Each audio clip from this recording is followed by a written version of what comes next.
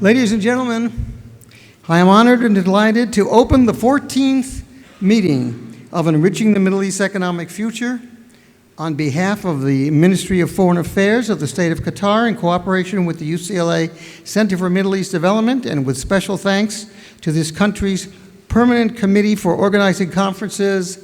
Welcome. Our keynote speaker this morning is His Excellency Ali Sharif Al Ahmadi, who was appointed Minister of Finance of Qatar in June 2013. He serves as President of the Executive Board of Qatar Airways and is currently the Chairman of Qatar National Bank's Board of Directors, among several other notable positions. I decided not to tell you about all of his positions.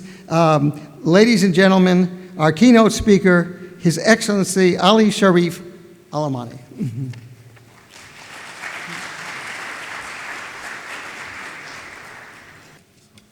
Bismillah ar-Rahman ar-Rahim. I'll make my speech in Arabic, so if you would like to use your headset, please.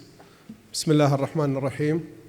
أصحاب السعادة، السيدات والسادة، الضيوف الكرام، يطيب لي في البداية أن أرحب بكم في الدوحة في الدورة 14 من مؤتمر إثراء المستقبل الاقتصادي لمنطقة الشرق الأوسط. وفي هذا الإطار أتقدم بالشكر إلى اللجنة الدائمة لتنظيم المؤتمرات بوزارة الخارجية بالتعاون مع مركز تنمية الشرق الأوسط بجامعة كاليفورنيا لجهودها في تنظيم هذا الملتقى السنوي. السيدات والسادة، إن المؤتمر ومنذ انطلاقه في عام 2006 يركز على مناقشة التطورات الاقتصادية في منطقة الشرق الأوسط وآسيا، وبدراسة الحلول والمبادرات للتحديات الاقتصادية التي تواجه المنطقة، ويعتبر فرصة فريدة وملتقى دولي فعال يجذب إليه خبراء ورجال أعمال متميزين من كافة دول العالم، حيث يناقش قضايا متعددة تشمل الاقتصاد والطاقة والتجارة الحرة والأمن والأزمات والتحديات في هذه المنطقة. الحضور الكرام، ينعقد مؤتمر هذا العام في ظل ظروف معقدة، حيث يشهد العالم تحديات وتحولات جوهرية على الساحة الاقتصادية، وزيادة السياسات الحمائية والخلافات التجارية بين الدول الكبرى، مما يؤثر على جهود التنمية والنمو الاقتصادي في مختلف المناطق العالم، بما في ذلك منطقة الشرق الأوسط. الحضور الكرام، تتمتع منطقة الشرق الأوسط بمصادر طبيعية هائلة وقدرات مالية ضخمة وطاقات بشرية كبيرة، وهي كلها مقومات أساسية لتحقيق التنمية الاقتصادية المنشودة، لكن لن يتم الاستفادة من هذه الإمكانيات بكفاءة حتى الآن، حيث نجد أن الأوضاع الاقتصادية الفعلية في المنطقة لا تتناسب مع الإمكانيات المتوفرة، بل على العكس أصبحت معظم دول المنطقة تعاني من تراجع الأداء الاقتصادي وضعف البنية التحتية والمرافق العامة، وأيضاً وزيادة معدلات البطالة والفقر وانتشار الفساد، الأمر الذي يمثل مخاطر كبيرة بحدوث مزيد من الاضطرابات مما يهدد الأمن والاستقرار وجهود التنمية في المنطقة. وعلى الرغم من مقومات التنمية التي ذكرتها منذ قليل، إلا أننا بحاجة ملحة إلى سد ثغرات مهمة تعيق عملية التنمية، ومنها ضرورة وضع خطط متكاملة لتطوير التعليم والتدريب المهني والقوانين والتشريعات لبيئة الأعمال، وكذلك دعم الابتكار والمشاريع الصغيرة والمتوسطة، وتعزيز مشاركة القطاع الخاص في النشاط الاقتصادي. لذلك أصبح ضرورياً العمل سوياً على وضع برامج وآليات للاستفادة من الإمكانيات الكبيرة في المنطقة، بما يحقق التنمية المستدامة ويدعم الأمن والاستقرار لكافة دول الشرق الأوسط. وبالنظر إلى جدول أعمال المؤتمر الذي سوف تستمر مداولاته على مدى يومين، نرى أن الأطروحات تركز على موضوعات الساعة، والتي هي محل اهتمام جميع دول العالم، والتي لها تعقيداتها الكثيرة، بل ولها تداعياتها المباشرة على السلم والأمن والاستقرار. كما أن الأزمات والتحديات الجسام في المنطقة لن تأتي لها الحلول الإيجابية المنشودة إلا بالتحاور والتوافق، وحيث أن هناك رغبة صادقة بضرورة التقاء المعنيين والخبراء لبلورة رؤية إيجابية مشتركة للتصدي بحزم للمشاكل والأزمات المتصاعدة في العالم وخاصة في الشرق الأوسط. الضيوف الكرام، لا شك أنكم تدركون أهمية القضايا والموضوعات المطروحة على أجندة أعمال هذا المؤتمر، وأنني على يقين بأن هذه النخبة من الخبراء والمختصين المشاركين في المؤتمر سوف تثري مناقشتهم بالآراء والتصورات والاستنتاجات الإيجابية لتحقيق الأهداف المنشودة ووضع مقترحات بناءة قادرة على إثراء المستقبل الاقتصادي للشرق الأوسط والعالم. وأتطلع إلى التوصل إلى مبادرات وحلول كفيلة بتحقيق التنمية والازدهار الاقتصادي لكافة شعوب المنطقة. ضيوفنا الكرام، أتمنى لكم النجاح في تحقيق أهداف هذا المؤتمر، كما أتمنى لكم إقامة سعيدة في الدوحة. السلام عليكم ورحمة الله وبركاته.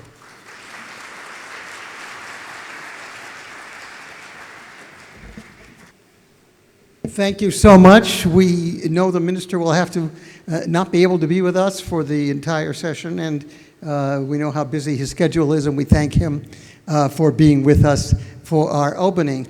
I will now ask that our three speakers for the discussion with which we will open join me in these chairs to have a discussion.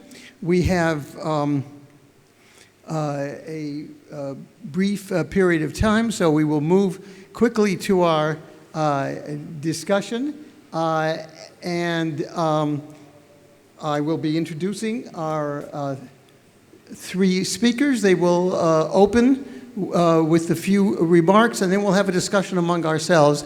You will have plenty of time to ask questions in our 20 sessions which follow, and so we're not going to take questions from the floor because we really do not have time. So I ask that you join me in the middle here, and we will begin our session. It's a very distinguished group, and I want to introduce them now.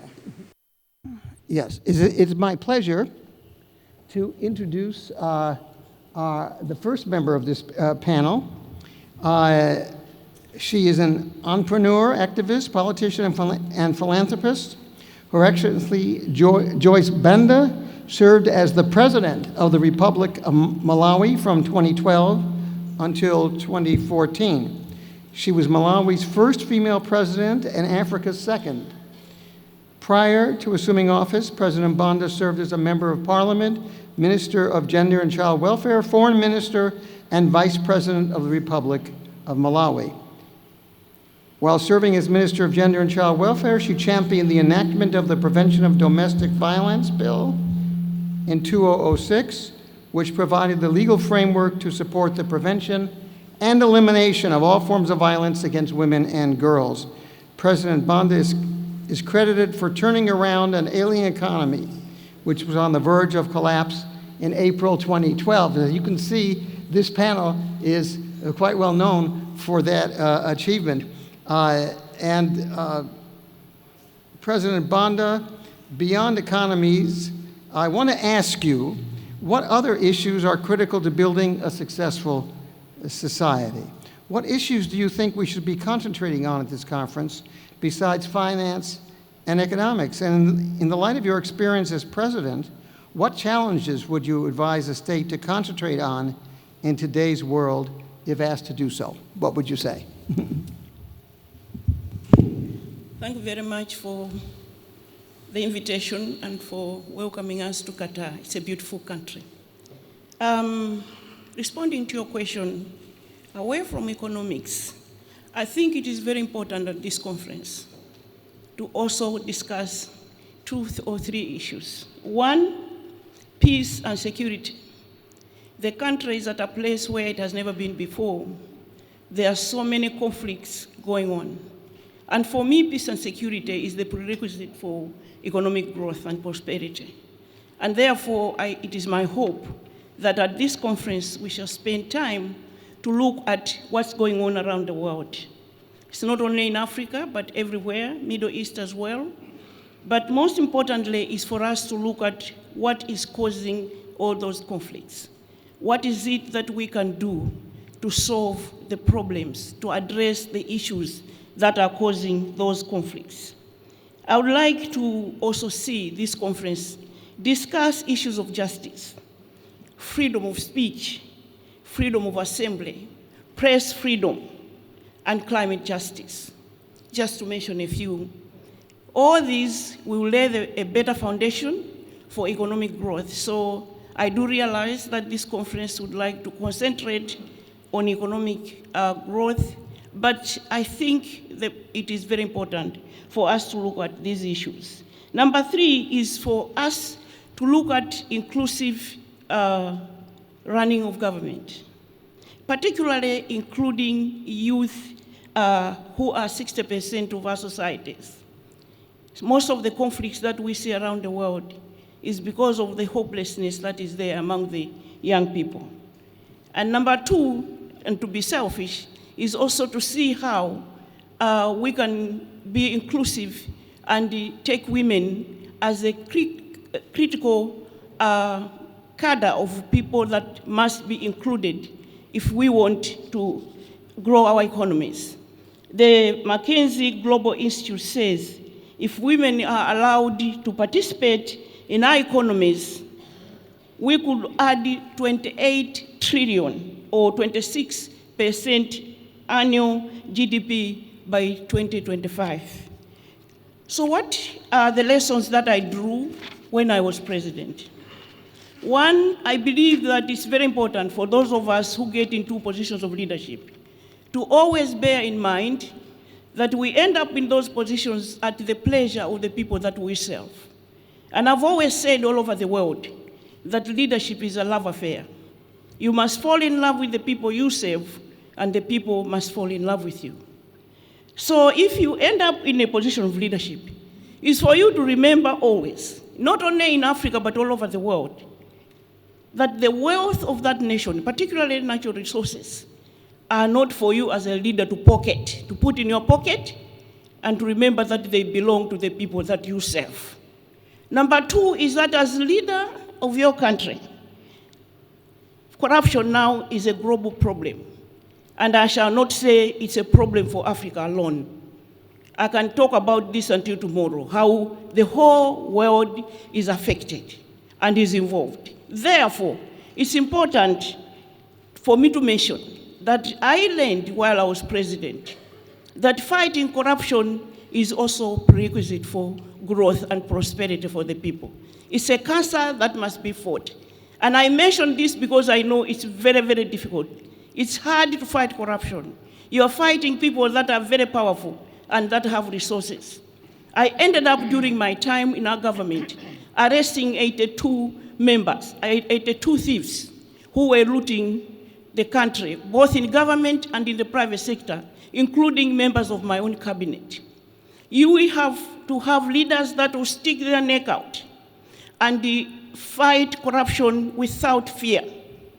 I may be one of the few government leaders that have allowed a forensic audit to take place in my government during my time because I felt that it was necessary. So if we are going to sit here and discuss for 2 days on how the world must prosper, on how our economies must grow, we must also share ways and means of fighting corruption and fighting corruption fearlessly. Thank you. Thank you very much.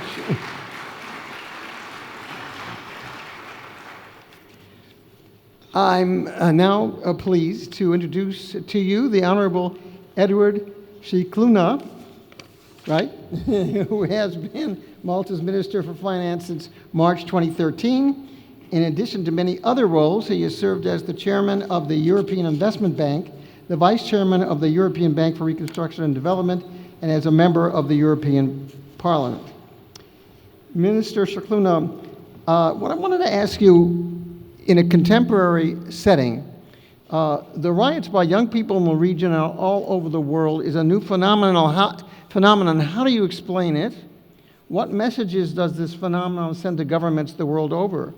And as finance minister, You are a member of ECOFIN and the Eurogroup. Can you tell us what you see Europe's priorities and challenges being, and how do these affect neighboring countries, including the Middle East, of course, and the world at large?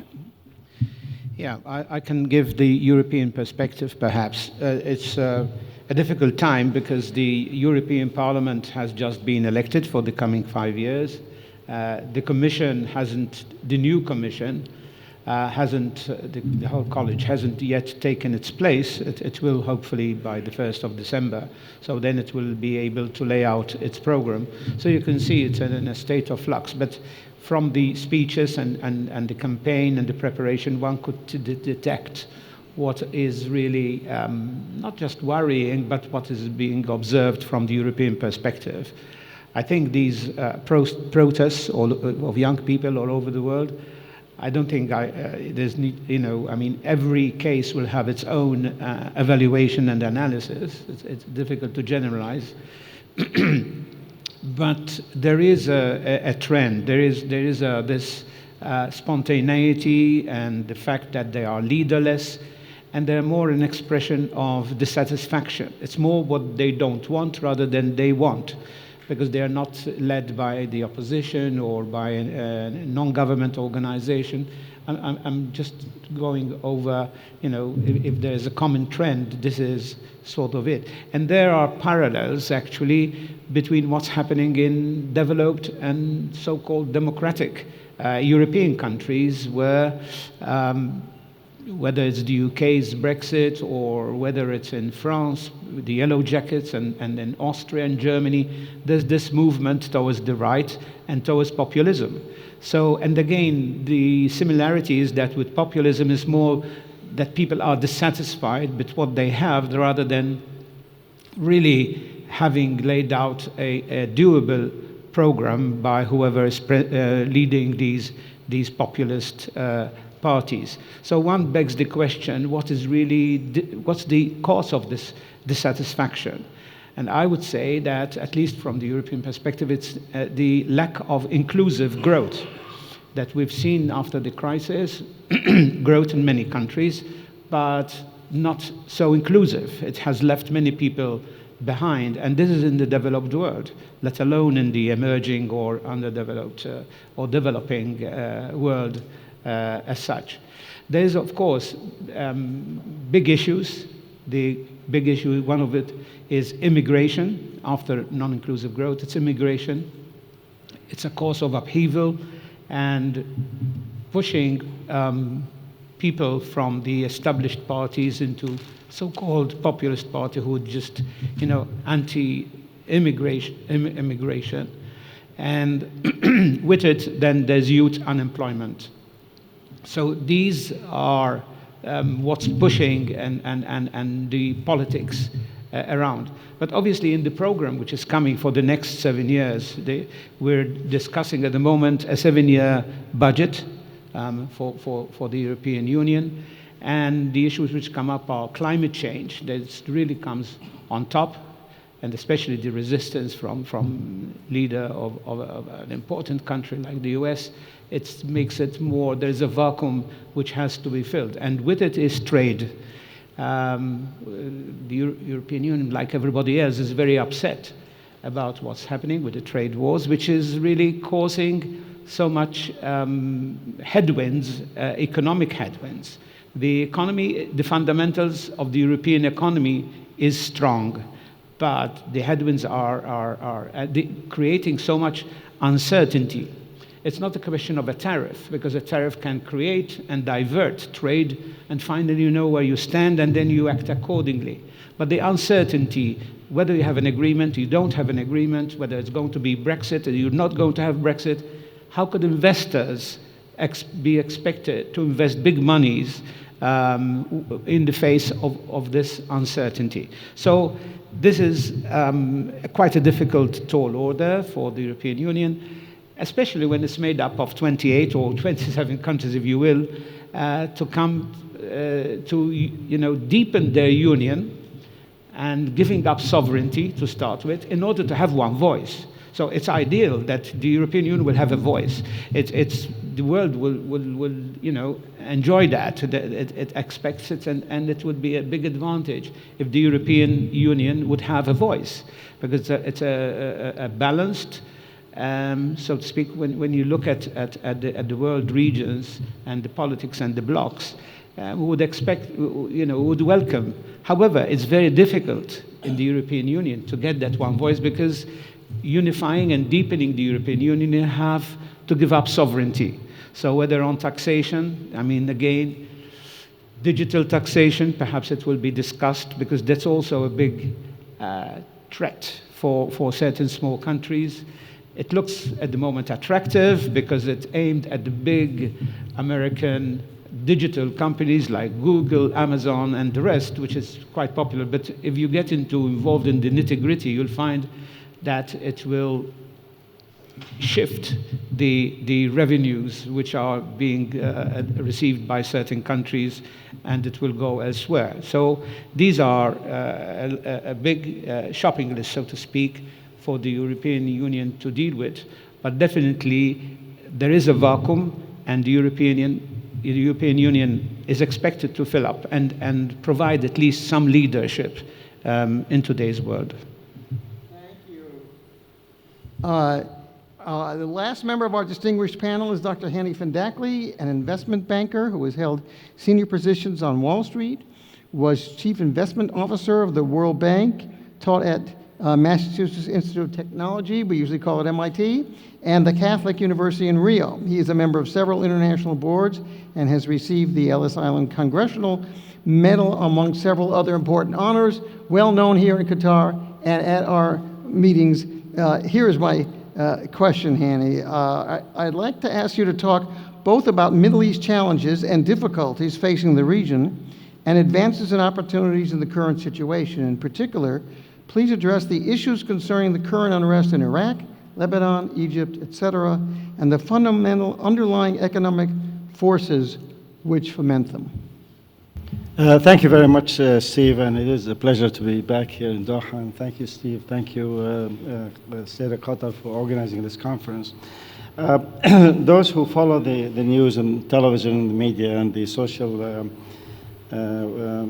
internet see that the messages that the demonstrators and the unrest that's taking place, whether it's in Iraq and Lebanon and Egypt and Sudan and other places, while the messages may differ slightly from one end to another, but they all convey a very central message, which is frustration of the people with the issues. Number one issue, corruption, that the president spoke about the lack of job opportunity, the lack of delivery of public services, income inequality that is driving quite a bit of the region's economic picture. So let me briefly explain what my thinking, and those who follow some of the work I do, which is the nexus between technology and economics. The Arab countries, and I will make generalization for that at the risk of being too broad, have really entirely missed the digital revolution. And about to miss what's so-called the third industrial revolution, and actually they're on the verge of missing the fourth industrial revolution, the digital revolution, and the way that the minister spoke about. So it suffers, in short, from what I call a dystopian social and economic system, and a vision that lacks the inclusive institutions that the minister spoke about, and instead centers on public policy that's driven by government, that is already dependent on very limited natural resources, that themselves are at the risk of market and technological disruptions that takes place. So that system has, over a long period of time, produced low economic growth, low productivity, low inclusiveness of the workforce and the wealth and the resources of the economies, a poor quality educational system that is becoming uncompetitive in a changing and increasingly competitive world, and in the process, the corrupt system that has produced income inequality. Where do we stand now? Where we're looking ahead? And I have identified three forces that I think will shape the short-term as well as the long-term future of the region. First is population.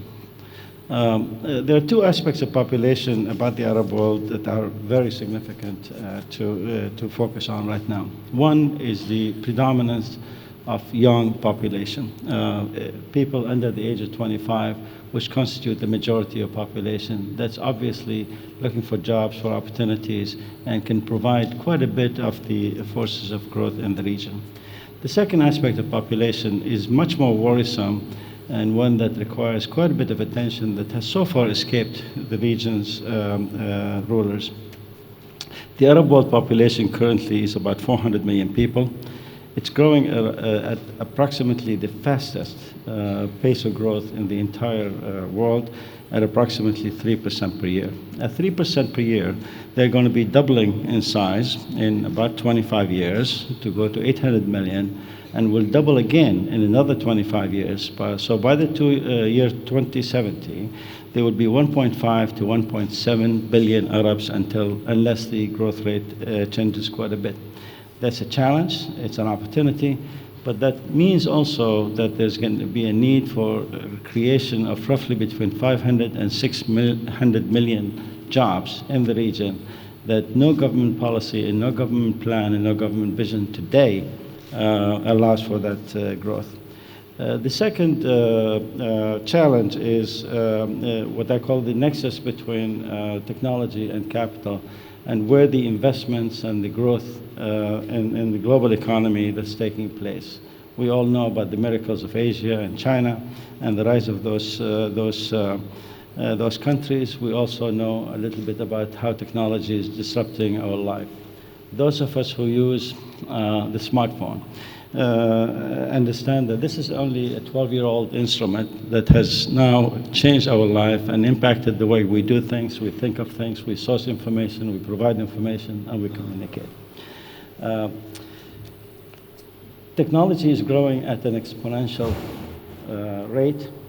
Our thinking and our planning is going at a linear rate. What that does, it creates huge amount of gap, not only among countries, but within countries, those who know and those who don't, and that gap continues to rise. And unless and until we find ways of dealing with this issue by providing skills, by offering educational system that underpins that, the region will continue to suffer. Third issue that we talk about publicly, but not too much has been done, and unfortunately my own country in the United States has done very poorly about that, and that is the issue of climate change. My alma mater, MIT, did a study on long-term climatic changes that projects that this region is going to suffer from the highest temperature peaks in the summer of roughly 65 to 70 degrees centigrade in the peak of the summer. That's almost unlivable. 50% of Arab cities will be subject to those kind of climatic issues. The other 50% will be subject to rising water level and probable flooding that will take place in that region, and it will create a challenge. So those are the three forces that will shape the challenge and how we deal with them as governments, as people, as institutions, will determine the shape of the future. Thank you. Thank you. I didn't think that this panel could actually, and I was told they'll never keep on schedule, and they have. That deserves an applause in and of itself. But, you know, this panel was designed both to introduce three of our most distinguished participants, but also to see where we're going from here, because we're not going to solve all these problems in this opening panel, but we might be able to have some interesting ideas over the next 2 days. So whether it's fighting corruption or developing inclusive growth, and our two government officials actually have participated in changing their countries, which makes them, of course, very valuable.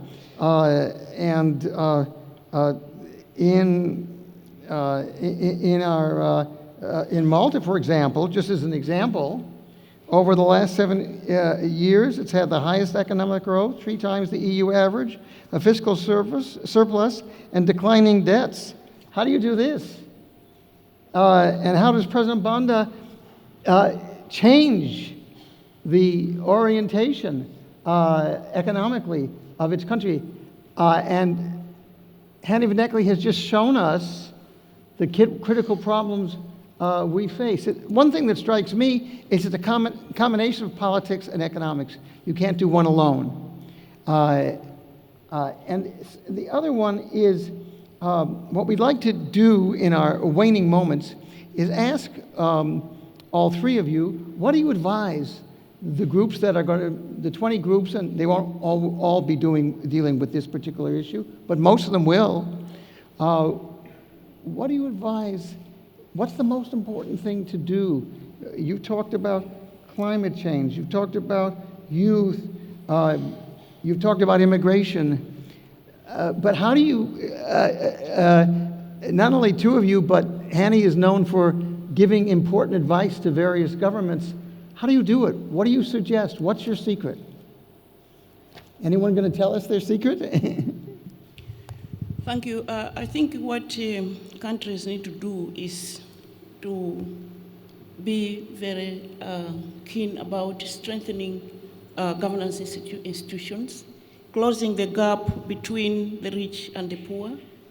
But finally, I thought I should take this final moment for me to share the good news of Africa, that while other well-developed countries in the world are still trying to get one woman into State House, Africa has had 5 female presidents. And the country with the highest number of women in parliament is on the continent of Africa. And I wanted to finally say that the way we have done that is to work with our men to achieve that, because more and more male African presidents are appointing half of their cabinets women. So you're saying one way to improve the economic situation is to use all of the population, not just one half of it. Young people and women. We have tried it in Africa, and some of the fastest growing economies are on the continent of Africa. And Africa has had 5 female presidents. Thank you. Yes, I can't agree more. It's empowering people. Very many of the countries, especially in the developing world, leave out that resource, and especially women. And they are caught in a vicious circle. If you study development, you'll find that you're always there, caught up somehow in a vortex. But then, as you said, in my country and other successful ones, I mean, there is a virtuous circle. Once you start on the right track, it feeds on itself. So there must be a break somewhere, and that's my hope is in young people who can actually, get empowered and make the change. They say enough is enough, and as has been said, the technology helps out a lot to make things happen, and this networking, which can be bad from one side, but it's good from the other. So it's an instrument, and if used well, it can make that break from a vicious circle to a virtuous circle. I think that's a very interesting question, which I present to all of you to think about. Empowering people. When we hear about economics and how to build economic programs, we tend to hear about, well, you should do this effort or do that effort.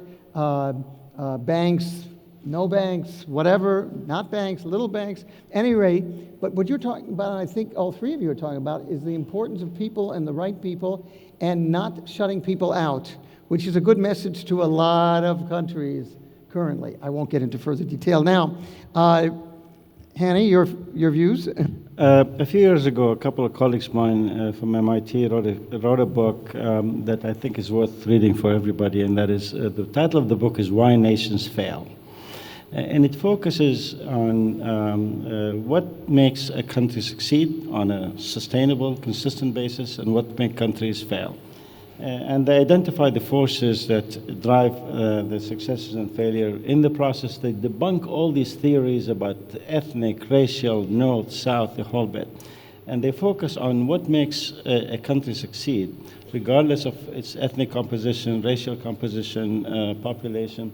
is the absence of inclusive institutions as compared to the extractive institutions that most countries do that fail. In the 1940s and 50s, one of my idols and somebody who I follow quite a bit of his work and theories was Joseph Schumpeter, who theorized, he was a philosopher but turned economist, but he theorized that when things don't work, simple as that, you need to dispose of them. Don't try to fix them around the corner and add this thing and the other thing, as Steve was mentioning. So that created a whole new theory and followers of that theory, myself included, called creative destruction. When things don't work, do not try to fix it around the edges, but completely dismantle it and start again. One of the problems I have with a lot of divisions, and there is quite a bit of reform effort that's taking place. Egypt is undergoing some very painful and very relatively successful economic reform, but again, it deals with the edges. And I'll give you one example that illustrates the issue that probably dominates most of the region, except from the small oil-rich GCC countries. In Egypt, roughly 40%, 39% of the entire population lives in rural areas and earns minimal income. The 39% of the population produce only 11% of the country's economy, which means that population, if it just produce the same level of productivity that the normal population of Egypt would do, the Egyptian economy will be about 50% bigger. That contributes to income, that contributes to growth, that contributes to competitiveness. That's precisely the situation that China faced in the 1970s, and obviously did what was necessary to do, which is to move a large number of this population, offer them skills and training and whatever, and raise the productivity. It accounts, that particular move of bringing the average productivity of the people and training them and offer them skills and opportunities, it accounts for about 80% of the 16 multiple growth that China has experienced in the past. So my advice is dismantle the existing system and build one from scratch. You're going to have beautiful buildings. Say it again. Dismantle the system and what's the rest of that sentence? Build a whole new one that's basically looking at the world. The world is changing. The minister talked about the trade frictions that we already read about between Europe and the United States, between China and the United States. The system that created the growth opportunity, the global growth opportunity that we've had for the last 30 years, and it's been significant. We raised 1 billion people out of poverty. We did quite a bit, and many countries did very well in the process. That system no longer exists. We have a whole new system, a whole new global system. The trading is changing, technology is changing the way we do things. We no longer worry about issues like immigration, which is, I think, is last year's problem. I don't need to immigrate to a country. I can do the work in that country through digital and computer means and what have you. So my thought is that you need to build a modern system that accommodates and allows for the current changes that take place over there, instead of changing an existing system that cannot possibly survive in the new world. So new system, instead of trying to fix an old system that doesn't work. Do I have that right? So, ladies and gentlemen, we've heard from the experts, people who've actually had the experience. And I hope that this will be not only an inspiration, but a guide over the next 2 days with our 20 sessions to refine and go further in terms of the advice, suggestions, and experiences that we've heard from this wonderful panel. So let's give them a big applause.